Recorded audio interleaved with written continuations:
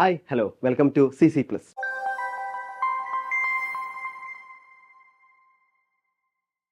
ഇന്ന് ഞാനിവിടെ വന്നിരിക്കുന്നത് കഴിഞ്ഞ ക്ലാസ്സിൽ നിർത്തിയ അവസാനത്തെ ഭാഗം അല്ലേ. നമ്മൾ കഴിഞ്ഞ ക്ലാസ്സിൽ എന്തായിരുന്നു അവസാനം നിർത്തിയത്?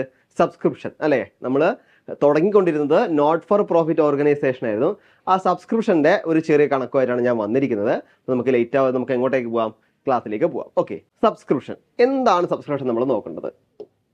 Subscription is a membership fee paid by the member on annual basis. അതായത് സബ്സ്ക്രിപ്ഷൻ എന്ന് വെച്ചാൽ നമ്മളറിയാം നോട്ട് പ്രോഫിറ്റ് ഓർഗനൈസേഷൻ ആയതുകൊണ്ട് തന്നെ അതിനെന്താണ് പ്രോഫിറ്റ് മോട്ടീവ് അല്ല. ഓക്കെ, ഇപ്പോൾ നമ്മുടെ നാട്ടിലെ ക്ലബ്ബുകൾ, ചാരിറ്റബിൾ സൊസൈറ്റികൾ, ഇതൊക്കെയാണ് നമ്മൾ പ്രധാനമായിട്ടും നോൺ പ്രോഫിറ്റ് ഓർഗനൈസേഷനിൽ പെടുത്തുക അല്ലേ. അപ്പോൾ അത്തരത്തിൽ അവിടെ അങ്ങനത്തെ ക്ലബ്ബിലോ മറ്റു കാര്യങ്ങളിലൊക്കെ നമ്മൾ ജോയിൻ ആവണമെങ്കിൽ നമുക്ക് അവിടെ വേണ്ട ഒരു കാര്യമാണ് മെമ്പർഷിപ്പ് ഫീ അല്ലേ. അതാണ് മെമ്പർഷിപ്പ് ഫീ എന്ന് പറയുന്നത്. ഇവിടെ ഉദ്ദേശം മെമ്പർഷിപ്പ് ഫീ. അങ്ങനെ മെമ്പർഷിപ്പ് ഫീ നമുക്ക് കിട്ടുകയാണെങ്കിൽ, അതായത് ഒരു ഓർഗനൈസേഷന് മെമ്പർഷിപ്പ് ഫീ കിട്ടുകയാണെങ്കിൽ ആ മെമ്പർഷിപ്പ് ഫീനെയാണ് നമ്മൾ എന്ത് പറയാ? സബ്സ്ക്രിപ്ഷൻ എന്ന് പറയാം. അതായത് വരിസംഖ്യ എന്നാണ് ശരിക്കും പറഞ്ഞാൽ മെമ്പർഷിപ്പ് ഫീൻ്റെ കറക്റ്റ് ആയിട്ടുള്ളൊരു എന്താ പറയുക, കറക്റ്റ് ആയിട്ടുള്ള ഒരു വാക്കിന്റെ അർത്ഥം വരിസംഖ്യ. Okay, this is the main source of income of such organization.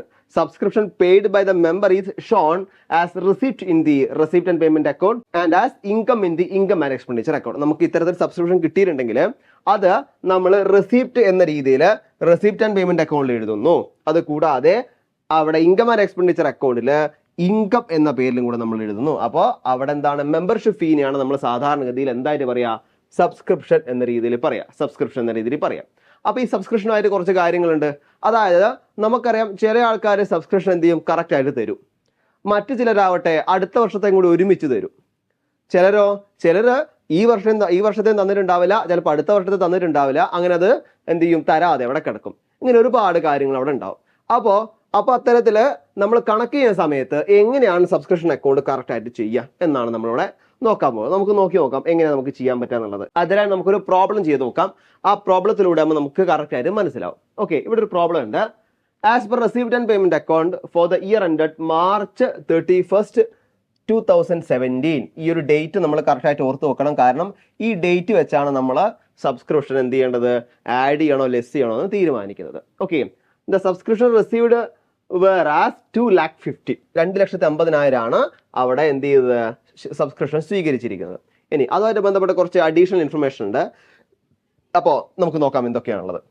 ഒന്നാമത്തത്, subscription outstanding on 1st April 2016 ₹50,000. അതായത് 1/4/2016 സബ്സ്ക്രിപ്ഷൻ എന്തായിട്ടുണ്ട്? ഔട്ട്സ്റ്റാൻഡിങ് ചെയ്യപ്പെട്ടിട്ടുണ്ട്. എത്ര രൂപ? 50,000 രൂപ. നമ്മളിവിടെ പഠിക്കേണ്ട ഒരു കാര്യം എന്താണ് ഔട്ട്സ്റ്റാൻഡിങ് എന്നാണ് നമ്മൾ നോക്കേണ്ടത് അല്ലെ.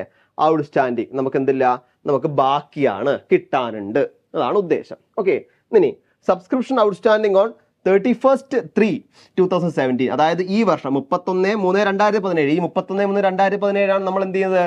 ഇവിടെ പ്രിപ്പയർ ചെയ്യുന്നത് അല്ലേ. അവിടെ നമുക്ക് കിട്ടാറുണ്ട് എത്ര രൂപ? 35,000 രൂപ. ഓക്കെ, അടുത്ത എന്താണ്? Subscription received in advance. നമുക്ക് എന്ത് ചെയ്തു? ഞാൻ നേരത്തെ പറഞ്ഞ പോലെ തന്നെ അടുത്ത വർഷത്തെയോ അല്ലെങ്കിൽ അതിന്റെ അടുത്ത വർഷത്തെയോ ഉള്ള നമ്മൾ സബ്സ്ക്രിപ്ഷൻ മുൻകൂട്ടി നമുക്ക് കിട്ടി. അത് എപ്പോഴാണ് കിട്ടിയത്? 1/4/2016 നമുക്ക് കിട്ടി. എത്ര രൂപ? 25,000 രൂപ. ഇനി അടുത്ത എന്താണ്? അടുത്തതുപോലെ subscription received in advance as on 31st 3, 2017. അതായത് 31/3/2017 നമുക്ക് എന്ത് കിട്ടി?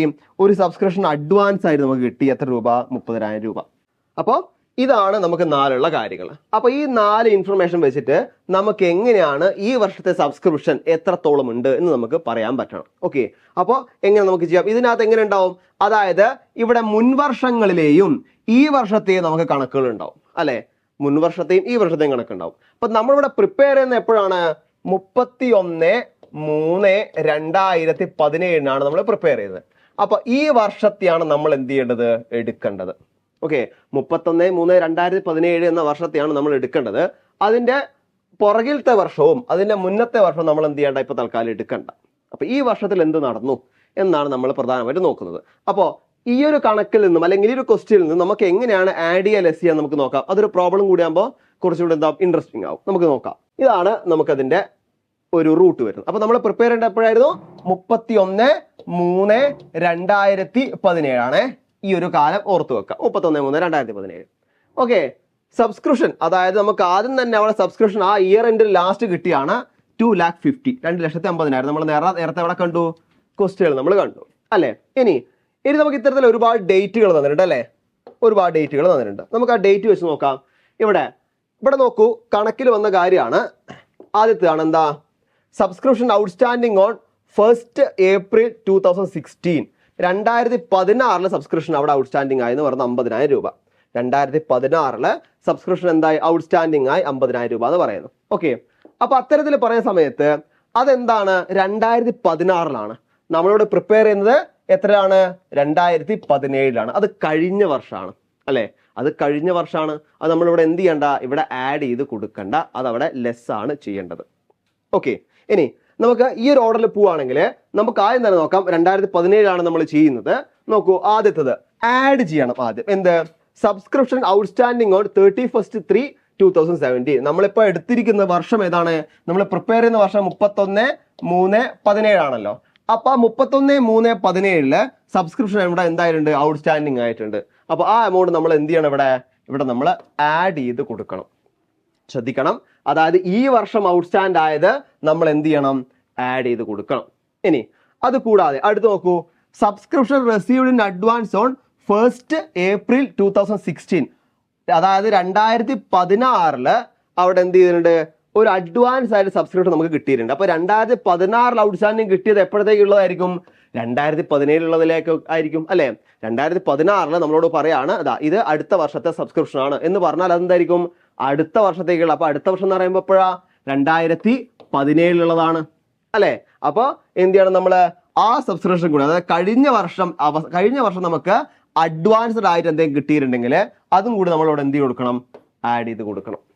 അപ്പോൾ അത് രണ്ടും നമ്മളിവിടെ എന്തായി, കറക്റ്റ് ആയിട്ട് ആഡ് ചെയ്ത് കൊടുത്തു. നമുക്ക് എന്തായി, ഒരു ഉത്തരം കിട്ടി. അപ്പൊ നമ്മൾ ആഡ് ചെയ്യേണ്ട കാര്യം നമ്മൾ ആഡ് ചെയ്തു. ഇനി ലെസ് ചെയ്യേണ്ടത് എന്തൊക്കെയാ, ലെസ് ചെയ്യേണ്ടത്, ഒന്നാമത് less subscription outstanding on 1st April 2016. 2016 outstanding ആയതാണ്. 2016 ഔട്ട്സ്റ്റാൻഡിങ് ആയ കാര്യം നമ്മൾ ഇവിടെ എടുക്കണ്ട, 2017 ആഡ് ചെയ്യേണ്ട കാര്യമില്ല. അതുകൊണ്ട് തന്നെ അതെന്ത് ചെയ്യണം, നമ്മൾ അവിടെ ലെസ് ചെയ്യണം. ഓക്കെ, അടുത്തതാണ് subscription received in advance on 31st 3 2017. അതായത് 2017 അവസാനം, അതായത് അക്കൗണ്ടിങ് ഇയറിൽ അവസാനം മാർച്ച് മാസത്തിൽ നമുക്ക് എന്ത് ചെയ്തിട്ടുണ്ട്, ഒരു അഡ്വാൻസ് കിട്ടിയിട്ടുണ്ട്. പക്ഷെ അത് ഈ വർഷത്തെ അഡ്വാൻസ് അല്ല, അത് എപ്പോഴാ, അടുത്ത വർഷത്തേക്കുള്ള അഡ്വാൻസ്. അത് 2018 അഡ്വാൻസ് ആണ്. അപ്പൊ 2018 നമ്മൾ എടുക്കണ്ടു, ഇവിടെ നമ്മൾ എന്ത് ചെയ്യണ്ട, ആഡ് ചെയ്യണ്ട. അപ്പൊ അതെന്ത് ചെയ്യുക, ആ എമൗണ്ട് അവിടെ ലെസ് ചെയ്ത് കൊടുക്കുക. ഓക്കെ, ആ എമൗണ്ട് അവിടെ ലെസ് ചെയ്തു. അപ്പൊ അങ്ങനെ ഇത്തരത്തിൽ നമ്മൾ ആഡും ലെസ് ചെയ്തും കിട്ടിയാൽ 2016-17 കാലഘട്ടത്തിൽ നമുക്ക് എന്ത് കിട്ടും, നമുക്ക് ടോട്ടൽ എമൗണ്ട് കിട്ടും. അതാണ് 2,30,000 എന്നുള്ള കാര്യം. അപ്പോൾ നമ്മളൊന്നും ചെയ്യണ്ട, ഇവിടെ എന്ത് ചെയ്യുക, നമ്മൾ ശ്രദ്ധിക്കേണ്ട കാര്യം, നമുക്ക് ഈ വർഷം, അതായത് നമ്മൾ പ്രിപ്പയർ ചെയ്യേണ്ട വർഷം എപ്പോഴാണ് നോക്കുക. പ്രിപ്പയർ ചെയ്യേണ്ട വർഷം എപ്പോഴാണ്, 31/3/2017 ആണ് അല്ലെ. ആ വർഷത്തിൽ എന്ത് നടന്നു, ആ വർഷത്തിൽ എന്ത് കിട്ടി, അതാണ് നമ്മളിവിടെ ആഡ് ചെയ്യേണ്ടത്. ഓക്കെ, ബാക്കിയുള്ള വർഷങ്ങൾ, അതായത് കഴിഞ്ഞ വർഷമോ അതിന് ഈ അടുത്ത വർഷത്തേക്കുള്ള നമ്മൾ ഇവിടെ എന്ത് ചെയ്യണ്ട, ആഡ് ചെയ്ത് കൊടുക്കേണ്ട, അത് ലെസ് ആണ് ചെയ്യേണ്ടത്. അപ്പോൾ സിമ്പിളാണ്, നമ്മൾ സിമ്പിളായിട്ട് നമുക്ക് എഴുതാനും അതേപോലെ എന്ത് ചെയ്യാൻ പറ്റും, നമുക്കത് കറക്റ്റ് ആയിട്ട് കാൽക്കുലേറ്റ് ചെയ്യാനും പറ്റും. അപ്പോൾ സിമ്പിളാണ് സബ്സ്ക്രിപ്ഷൻ എന്നൊരു കാര്യം. ഓക്കെ, ഈ ഒരു പോയിന്റ് ക്ലിയർ ആയെന്ന് വിചാരിക്കുന്നു. ഓക്കെ, ഇനി ഇതിനെ നമുക്ക് എങ്ങനെ എന്ത് ചെയ്യാം, ബാലൻസ് ഷീറ്റിലൂടെ അല്ലെങ്കിൽ അക്കൗണ്ടിലോട്ട് നമുക്ക് മാറ്റാം. ഈ ഒരു കാര്യത്തിനെ നമുക്ക് എന്ത് ചെയ്യണം, അക്കൗണ്ടിലോട്ട് നമുക്ക് മാറ്റണം. അപ്പോൾ നമ്മൾ നോക്കാം എങ്ങനെ പ്രിപ്പയർ ചെയ്യാമെന്ന്. ഇവിടെ നോക്കൂ, നമ്മൾ ഇതുവരെ ചേർത്തിരിക്കുന്ന എല്ലാ എമൗണ്ടുകളും നമ്മളിവിടെ എന്തായി, ഇവിടെ എഴുതി കൊടുക്കുകയാണ് അല്ലെ. ഇവിടെ എഴുതി കൊടുക്കുമ്പോൾ എങ്ങനെയാ, 2 ഹെഡിൽ അവിടെ എഴുതും. ഒന്ന് റെസിപ്റ്റ് ആൻഡ് പേയ്മെന്റ് എന്നുള്ള ഹെഡിലും അതേപോലെ ഇൻകം ആൻഡ് എക്സ്പെൻഡിച്ചർ അക്കൗണ്ട് എന്നുള്ള ഇതിലും. ഓക്കെ, നമ്മൾ നേരത്തെ അവിടെ ചെയ്ത അതേ കാര്യങ്ങൾ, അതായത് നമ്മൾ ആഡ് ചെയ്യാൻ ലെസ് ചെയ്യാൻ കാര്യങ്ങളാണ് ഇവിടെ നമ്മൾ എന്ത് ചെയ്തത്, ആഡ് ചെയ്ത് കൊടുത്തത്. ഓക്കെ, ആഡ് ചെയ്യാൻ ലെസ് ചെയ്യാൻ ചെയ്തു. അവസാനം നമുക്ക് അവിടെ ബാലൻസ് ആയിട്ട് എത്ര രൂപ കിട്ടുന്നുണ്ട്, ബാലൻസ് ആയിട്ട് നമുക്ക്, അതായത് 2 സ്ഥലവും ചെയ്ത് കഴിഞ്ഞാൽ ബാലൻസ് ആയിട്ട് നമുക്ക് അവിടെ എമൗണ്ടും അവിടെ കിട്ടുന്നുണ്ട് അല്ലെ. എമൗണ്ടുകൾ നമുക്ക് അവിടെ എന്ത് ചെയ്യുന്നുണ്ട്, അവിടെ കിട്ടുന്നുണ്ട്. സോ ഇത്തരത്തിലാണ് നമ്മൾ എന്ത് ചെയ്യുക, നോർമലായിട്ടും സബ്സ്ക്രിപ്ഷന്റെ ഒരു ഏരിയ നമ്മൾ എന്ത് ചെയ്യുക, കവർ ചെയ്യുക. എത്ര മാത്രമേ ഉള്ളൂ. അതായത് നമ്മൾ ആ ഡേറ്റ് നോക്കുക, ഡേറ്റ് നോക്കിയിട്ട് മാത്രം എന്ത് ചെയ്യുക, കാര്യങ്ങൾ എഴുതുക. ഓക്കെ, അത് മാത്രമേ അവിടെ നമുക്ക് ചെയ്യാൻ വേണ്ടിയിട്ട് ഉള്ളൂ. ഓക്കെ, അപ്പോൾ ഇനി നിങ്ങൾക്ക് എന്ത് ചെയ്യാം, നിങ്ങൾക്ക് ഒന്ന് പ്രാക്ടീസ് ചെയ്യാൻ വേണ്ടി ഞാനൊരു ക്വസ്റ്റ്യൻ തരാം. ഒരു ക്ലബ്ബാണ് അല്ലെ.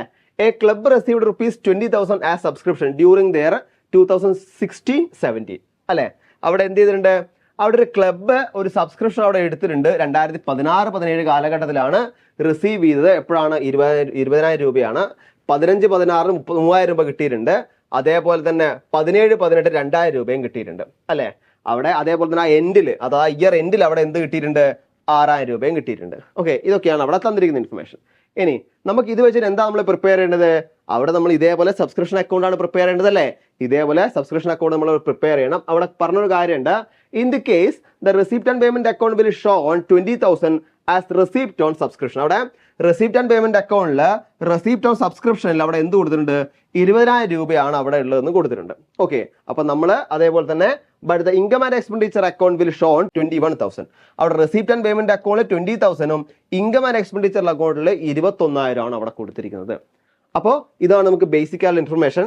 അപ്പൊ ഈ ഇൻഫർമേഷൻ വെച്ചിട്ട് ഒന്ന് എന്ത് തയ്യാറാക്കി നോക്കൂ, എങ്ങനെയാണ് നമ്മൾ സബ്സ്ക്രിപ്ഷന്റെ അക്കൗണ്ട് തയ്യാറാക്കുക എന്നുള്ളത് ജസ്റ്റ് ഒന്ന് നോക്കി നോക്കൂ. ഓക്കെ, നിങ്ങൾക്ക് കറക്റ്റ് ആയിട്ട് ഉത്തരം കിട്ടുമെന്ന് എനിക്കറിയാം. നിങ്ങൾ നല്ല രീതിയിൽ പ്രിപ്പയർ ചെയ്യൂ. ഓക്കെ, അതായത് +1 +2 അക്കൗണ്ടൻസി നമുക്കറിയാം അവിടെ എന്തല്ല വലിയ ടഫുള്ള ഏരിയകളൊന്നുമല്ല. ഇതേപോലെ ഞാൻ നേരത്തെ സബ്സ്ക്രിപ്ഷന്റെ കാര്യം പറഞ്ഞല്ലോ, അതേപോലെ നമുക്ക് ചിന്തിച്ചാൽ നമുക്ക് മനസ്സിലാക്കാൻ പറ്റുന്നത് മാത്രമേ ഉള്ളൂ. അപ്പോൾ ഇനി എന്ത് ചെയ്യാം, കൂടുതലായിട്ട് നിങ്ങൾക്ക് ഇതേപോലെ അക്കൗണ്ടൻസിയുടെ ചില ഏരിയകളും മറ്റൊക്കെ നിങ്ങൾക്ക് പഠിക്കണമെങ്കിൽ നിങ്ങൾ നേരെ ഇങ്ങോട്ടേക്ക് പോകുന്നുള്ളൂ, CC+ലേക്ക് പോകുന്നുള്ളൂ. ഇവിടെ നിങ്ങൾക്ക് ട്യൂഷൻ അവൈലബിൾ ആണ്, ഇൻഡിവിജ്വൽ ആയിട്ടും അല്ലാതെ നിങ്ങൾക്ക് ട്യൂഷൻ അവൈലബിൾ ആണ്. സോ ഇവിടെ ജോയിൻ ചെയ്യാൻ വേണ്ടി നിങ്ങൾക്ക് എന്ത് ചെയ്യാം, ഈ കാണുന്ന ബോർഡ് നമ്പറിൽ കോൺടാക്ട് ചെയ്യാം. ഓക്കെ, അപ്പോൾ അടുത്തൊരു ടോപ്പിക്കായിട്ട് ഞാൻ എന്ത് ചെയ്യാം, വളരെ വൈകാതെ നിങ്ങളുടെ മുന്നിലെത്താം. അപ്പോൾ അതുവരെ താങ്ക് യു.